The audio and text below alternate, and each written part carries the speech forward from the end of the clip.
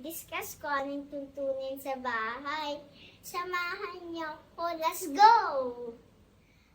Dapat suklahin natin yung buhok natin para magandang tingnan. Ako nagtutulong maglinis ng bahay. Ako ay nagpupunas ng table ngayon.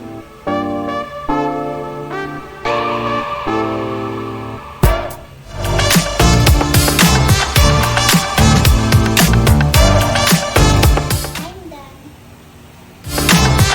Ako ay nagdadasal bago kumain.